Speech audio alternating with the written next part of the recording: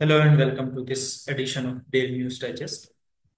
We are going to discuss some important articles from Indian Express and The Hindu जो हमारे exam perspective से important है और coming prelims के लिए हमारे लिए इम्पोर्टेंट थीम्स। ठीक है, so let's start with the topic. The first article which we are going to discuss is from the Indian Express. Here you can see on my screen the first article is ISRO launches its NavSat equipped with the atomic clocks developed in India, which is the 100th satellite. So ये किसके बारे में बात कर रहा है? Navigation satellite के बारे में बात कर रहा है। नेवसेट means navigational satellite which is part of its NavIC system. NavIC system क्या है अभी हम देखेंगे इस आर्टिकल में। सो अभी recently this ISRO is going to launch this satellite from the onboard GSLV F-15 जो इसका व्हीकल रहेगा फ्रॉम श्रीहरिकोटा। तो ये इसका हमारा कॉन्टेक्स्ट हो गया है। इस पर्टिकुलर आर्टिकल में हमारे लिए इंपॉर्टेंट क्या है? The important things are this, the feature of this new satellite and ये सैटेलाइट किसका पार्ट है? That is the NavIC system, navigation system, Indian geo positioning system. So this Indian geo positioning system is very important for us. कितनी satellites हैं उसमें? जियो synchronous orbit में कितनी satellites हैं? जियो stationery orbit में कितनी सैटेलाइट्स हैं? So these are the question which can be asked in the examination. So first thing is the features of this new satellite. This NVS-02, the satellite named as NVS-02, is the second of the second generation satellite developed by ISRO to replace the existing satellites in the country's navigation constellation, Indian Regional Navigation Satellite System, IRNSS। तो ये हमारा regional navigation satellite system है, Indian regional navigation satellite system, that is नाविक। और उसकी जो कुछ satellites हैं जिसको रिप्लेस हम कर रहे हैं, उस रिप्लेस करने की जो सीरीज है उसमें ये जो सैटेलाइट है this will be the second satellite in the 5 second generation satellite. जो सेकंड जनरेशन सैटेलाइट्स हैं उस पर्टिकुलर कॉन्स्टलेशन में, उसमें ये सेकंड सैटेलाइट है NVS-02 जो अभी इसरो लॉन्च करने वाला है। ठीक है, this satellites will have a longer life span of 12 years. जो अर्लियर सैटेलाइट्स थी उसका जो लाइफ स्पैन था वो 10 ईयर्स था। तो अभी जो हमारी नई सैटेलाइट्स है, second generation satellites in that particular constellation, उसकी जो लाइफ रहेगी वो रहेगी 12 ईयर्स। ठीक है, it is also equipped with indigenously developed more accurate atomic clock, and these also utilize L1 frequency, which is the most commonly used in US GPS system, US Global Positioning System। तो ये L1 frequency use कर रहा है ये particular satellite, and it is likely to lead to more utilization by smaller devices such as fitness trackers। तो और उसका जो यूटिलाइजेशन है, जो एप्लीकेशन का क्राइटेरिया, इस एप्लीकेशन का स्कोप है उसको और बढ़ा रहा है। ठीक है, by using this L1 frequency which is being used in your US GPS system। ठीक है, नेक्स्ट इसमें देखते हैं हम, this will be launch in 29 January. Date हमारे लिए इंपॉर्टेंट नहीं है। The mission will also last over 19 minutes and the satellite being injected into this geostationary transfer orbit. So यहाँ याद रखना, हमको डायरेक्टली जियो स्टेशनरी ऑर्बिट में हम इसको इंजेक्ट नहीं करते हैं, but we injected in geostationary transfer orbit that satellite use to go into the higher geostationary orbit. तो इस पर्टिकुलर ट्रांसफर ऑर्बिट के थ्रू वो धीरे धीरे उसके जियो स्टेशनरी ऑर्बिट में चले जाता है। ठीक है, सो दैट इज इंपॉर्टेंट।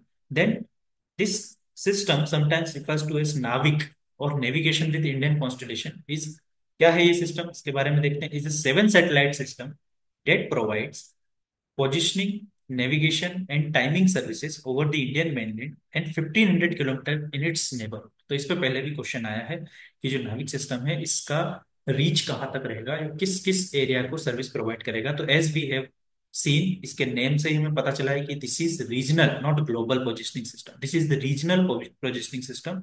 और रीजनल है तो मतलब एक पर्टिकुलर इंडियन रीजन को ही ये सर्व करेगा। और उसमें हमारा रेडियस क्या दे रखी है? Indian mainland and 1500 kilometre in its neighbourhood. ठीक है, 1500 किलोमीटर इन इट्स नेबरहुड। तो ये इसकी रेडियस दे रखी है, इस पर्टिकुलर रेडियस में ये सर्व करेगा दिस रीजनल नेविगेशन सिस्टम। ठीक है, तो ये हमें याद रखना है 1500 किलोमीटर, हमें याद रखना है 7 सैटेलाइट्स हैं। ठीक है, उसमें से फॉर एग्जांपल अभी हमने देखा 4 satellites will be in Jio synchronous orbit and 3 satellites will be in geostationary orbit. ठीक है, सो The first satellite in the constellation was IRNSS-1A, which was launched in 2013 with a mission life of 10 years. अभी हमने देखा कि पुरानी जो satellites थी उनकी mission life थी 10 year, but the second generation satellites which the ISRO is going to launch will have a lifespan of 12 years. ठीक है.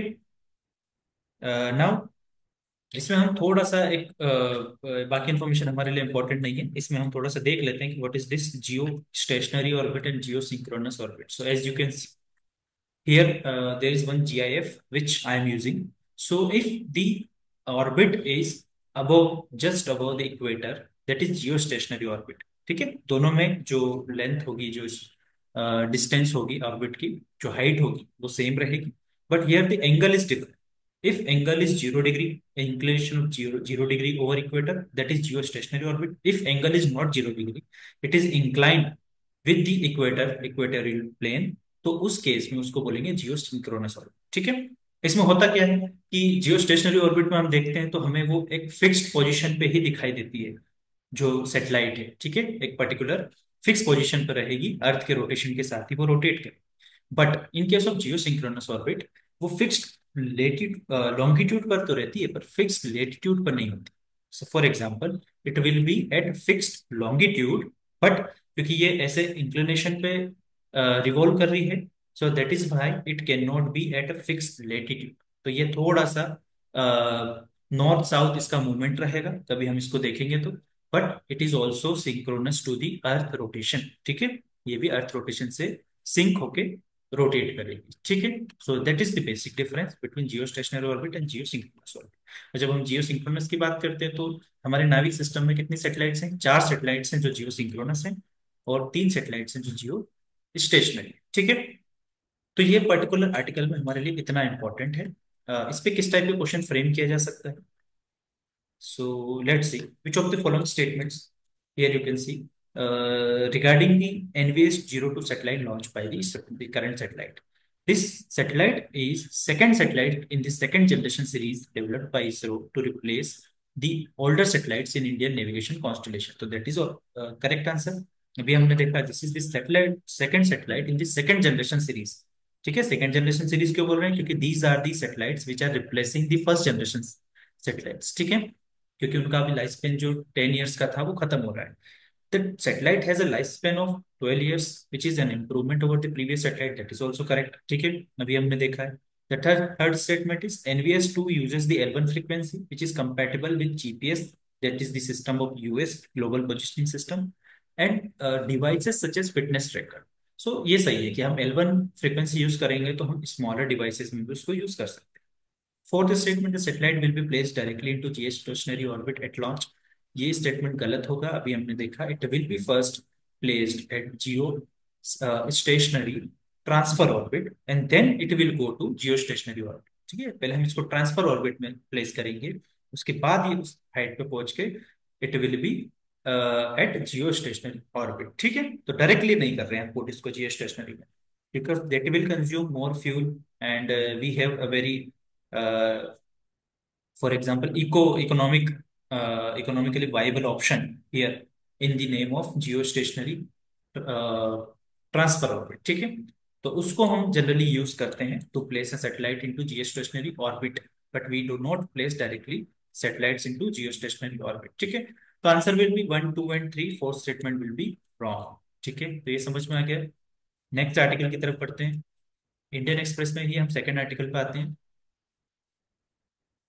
The article is from the explain page. ठीक है.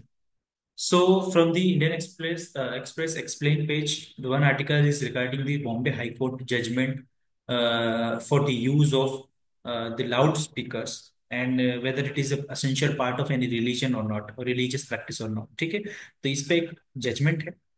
इसमें जजमेंट क्या है पहले ये देख लेते हैं, फिर देखते हैं कि what are the limits on the noise pollution. Noise pollution पे according to noise pollution regulation and control rules क्या लिमिट है, कितना नॉइज हो सकता है, टॉलरेबल है या अलाउड है इन डिफरेंट डिफरेंट प्लेसेस. ठीक है, तो और उसके बाद हम देखेंगे कुछ प्रीवियस रूलिंग्स क्या है, तो इसके पहले सुप्रीम कोर्ट या हाई कोर्ट ने इसके बारे में क्या बोला. ठीक है, तो बेसिक इसका टेक अवे जो है इस पर्टिकुलर आर्टिकल से वो है कि article 25 gives you the freedom of religion, but the Supreme Court from time to time decides that whether a particular religious practice is essential to that particular religion or not. If that is essential, then the particular religion has a freedom to uh, uh, practice that and then also follow that in their own spirit, ठीक है.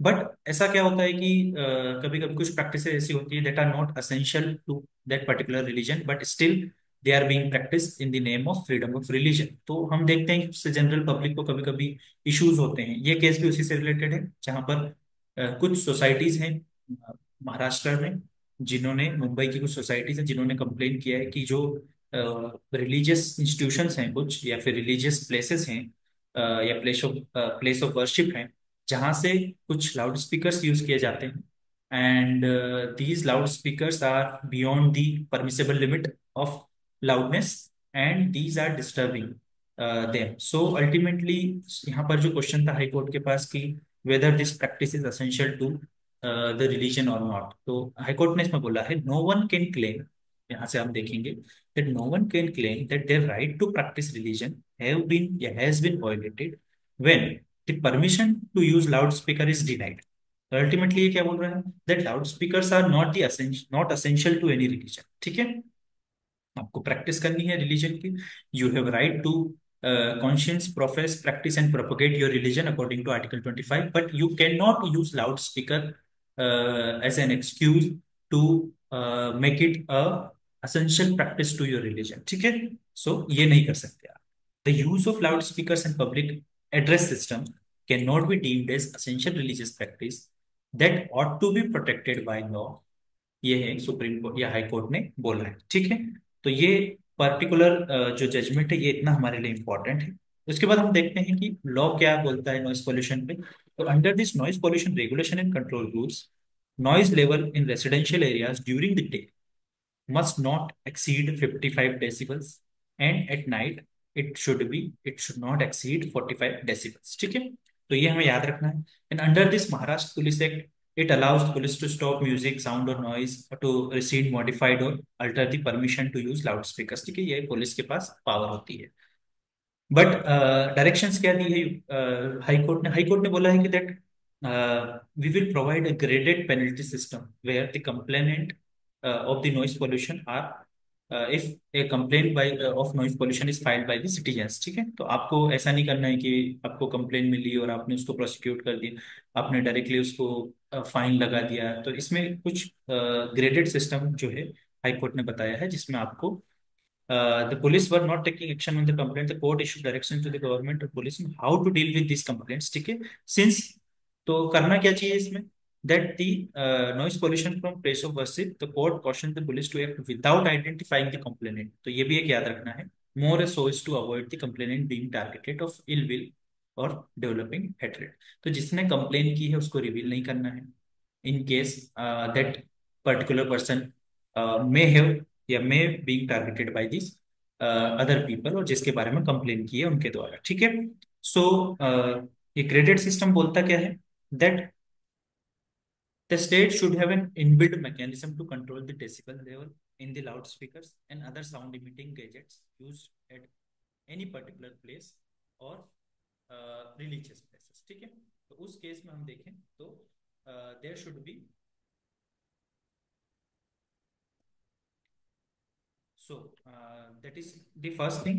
And second thing is the Mumbai Police Commissioner should ensure that the police officers use a decibel level measuring mobile application to check for the violations. ठीक है, the High Court laid down a 4-step graded penalty system for the police to initiate. मैंने जैसे बताया कि इसमें graded penalty system जो high court ने implement किया है, जिसमें while the first time offender कुछ भी could be let off by just a caution, after a caution or warning. In case of repeat violation, fine must be imposed on the concerned trust or organization, and they must be warned of strict action in case further violations. Therefore, thereafter, if violation continues, the police shall seize the loudspeakers and can also cancel the license for their use and initiate a complaint against those using them. ठीक है, तो first में आप सिर्फ warning दीजिए, second time आप fine लगा सकते हो, थर्ड में आप उनके जो लाउड स्पीकर है उनको सीज कर सकते हो आफ्टर रिपीटेड वायलेशन. ठीक है, and then you can start the initiate the complaint. ठीक है, अगेंस्ट दैट पर्टिकुलर पर्सन. या ऑर्गेनाइजेशन। हाई कोर्ट ने प्रीवियस रूलिंग्स की हम बात करें इस पर्टिकुलर आर्टिकल में, तो फॉर एग्जांपल पहले भी ये बोला गया है हाई कोर्ट के द्वारा इन 2016 also in one of the case that the places of worship could not escape being penalised for noise pollution and that the use of loud speakers is not an essential part of any religion, जो अभी high court ने फिर से reiterate किया है। ठीक है, तो सेम चीज पहले भी बोली जा चुकी है by the high court and also by the supreme court. So the court referred to this one of the Supreme Court judgments where it directed that the loudspeakers cannot be used between 10 p.m. and 6 a.m.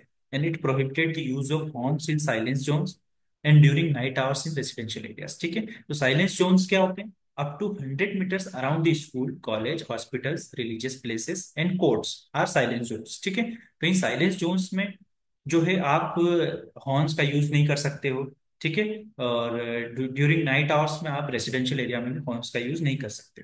और loud speaker का use का जो period है वो है 10 to 6 AM, 10 p.m. to 6 AM आप use नहीं कर सकते लाउड लाउड स्पीकर। ठीक है, the ruling said that the state government could permit the use of loudspeaker between 10 p.m. and midnight during cultural or religious occasions for 15 days.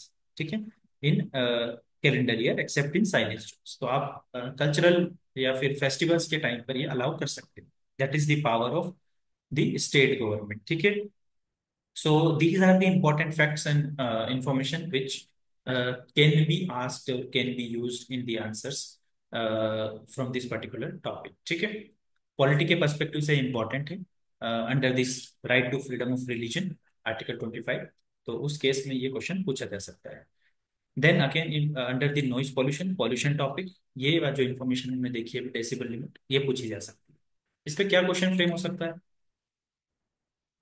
Here you can see which of the following statement regarding the Bombay High Court's recent ruling on noise pollution and use of loudspeakers? The Bombay High Court ruled that the use of loudspeaker in public address system is essential religious practice that must be protected by law। तो ये गलत statement होगा।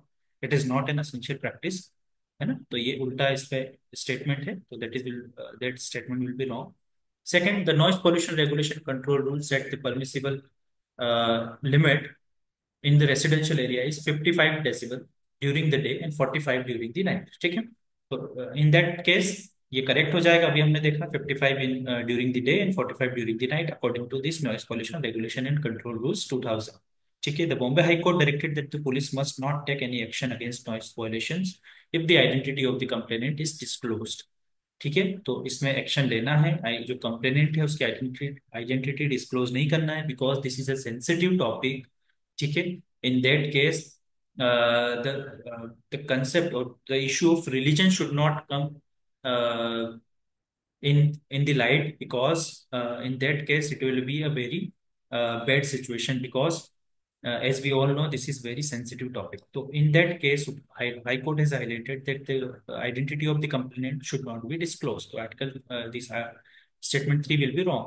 the court prescribed a four-step graded penalty system for noise violation from places of worship, starting with caution and escalating to fine and seizure of loudspeaker in case of repeated violations। अभी हमने देखा this statement will be correct।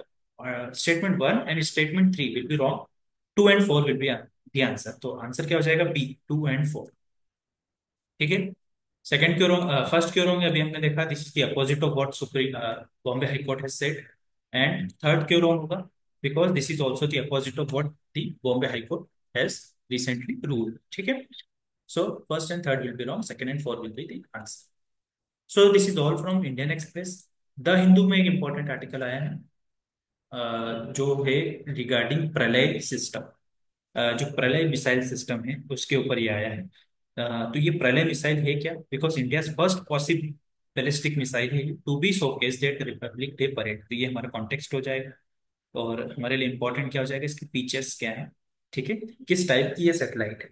तो जैसे कि यहाँ आपको इसके जो हेडिंग है उससे भी क्लियर हो जाता है that this is an indigenous short range quasi ballistic missile. ठीक है, इसकी रेंज क्या दे रखी है? Around 400 kilometres. So it will be around 400 kilometres, तो ये इसकी रेंज होगी। इसके बाद हम देखेंगे ये क्वासी बैलिस्टिक मिसाइल्स है बिकॉज ये इसकी पूरी ट्रेजेक्टरी में पावर्ड नहीं होगी। बैलिस्टिक मिसाइल्स क्या होती है? जिसको हम एक लिमिटेड पीरियड के लिए ही पावर प्रोवाइड करते हैं, फिर वो एक डेफिनेट ट्रेजेक्टरी फॉलो करती है and that it will go to the targeted point. ठीक है, बट क्रूज मिसाइल्स हमने देखा जिसको हम पूरे ही ट्रेजेक्टरी में पावर प्रोवाइड करते हैं हमारे हिसाब से, ठीक है। तो उसको पूरे ही ट्रेजेक्टरी में, जैसे for example BrahMos, BrahMos missile, तो it is a cruise missile. But what is quasi ballistic missile? Quasi ballistic is largely ballistic missile, but sometimes in route हम उसको मेन्यूवर करते हैं बाय प्रोवाइडिंग पावर, ठीक है। हम पूरी बैलिस्टिक मिसाइल है ये, बट इसको इन बिटवीन उसके ट्रैक में हम उसको मेन्यूवर करने के लिए पावर का यूज करते हैं, ठीक है। तो इसको हम बोलते हैं quasi ballistic missile. So this is a quasi ballistic missile. This will meant for the army and air force, ठीक है। And this is the first ballistic missile in Indian's arsenal for the conventional strikes, ठीक है। और इसको हम generally इसमें जो battle of surveillance system use किया उसका नाम है संजय, तो ये भी इंपॉर्टेंट है, इसको याद रखना है। इट्स रेंज इज 400 किलोमीटर, ठीक है। एंड देन कहाँ पर डिप्लॉय करेगा इसको? आर्मी और एयरफोर्स लाइन ऑफ कंट्रोल में और लाइन ऑफ एक्चुअल कंट्रोल पे, ठीक है। तो ये हमें पता होना चाहिए इसकी लोकेशन क्या है, कहाँ पर लाइन ऑफ कंट्रोल है, कहाँ कहाँ पर लाइन ऑफ एक्चुअल कंट्रोल, किन दो कंट्रीज के बीच में, ठीक है। नेक्स्ट हमें याद रखना है that this will be very beneficial and it has been approved by the ministry because this system features twin launchers configuration mounted on this Ashok Leyland high mobility vehicle as seen during the rehearsal. तो ये ultimately बोल रहा है कि जो truck है, high mobility vehicle है, उस पे इसको माउंट किया जाएगा and there will be twin launchers along with that there is this surveillance system Sanjay, ठीक है। इसको बनाया किसने? इसको जनरली आप देखोगे कि इसको डीआरडीओ ने कंस्ट्रक्ट किया है। Then it will be a very good, for example addition to the current missile system in India like BrahMos and Prahaar missiles, ठीक है। तो इस हिसाब से हमें याद रखना है इसको। इन 2023 एक हम ये देखते हैं, डिफेंस एक्विजिशन काउंसिल जो है उसने अप्रूव किया था प्रोक्योरमेंट ऑफ प्रलय tactical ballistic missiles with a range of 400 kilometer and nearby long range subsonic land attack cruise missile with range of 1000 kilometer, and both of which will give a long range conventional strike options for the Indian military. uh, Now, the new derivatives of Nirbhay, which has been under development over a decade now, has been flight tested recently and trials are underway. ठीक है, इसका निर्भय का ही नया derivative है जिसका अभी testing चल रहा है। सो हमारे लिए इस पर्टिकुलर आर्टिकल में इंपॉर्टेंट है किसने डेवलप किया है प्रलय मिसाइल मिसाइल को। ये किस टाइप की मिसाइल है? क्वासी बैलिस्टिक मिसाइल, ठीक है। इसकी रेंज क्या है? 400 किलोमीटर, ये हमें याद रखना है। देन किस में इंडक्ट करेंगे इसको? आर्मी एंड एयरफोर्स में, ठीक है। तो और इसके साथ संजय सिस्टम को भी हमें याद रखना है। तो ये तीन चार information that is important for our exam perspective, और इसको डिफेंस टेक्नोलॉजी में यूज कर सकते हैं या सिक्योरिटी वाले पर्सपेक्टिव से GS3 में हमें याद रखना है इसको। And this can be asked, इस टाइप के क्वेश्चन पहले भी पूछे जा चुके, ठीक है। So that's it from this particular article and that's it for today. We'll meet again with another set of articles. Thank you so much.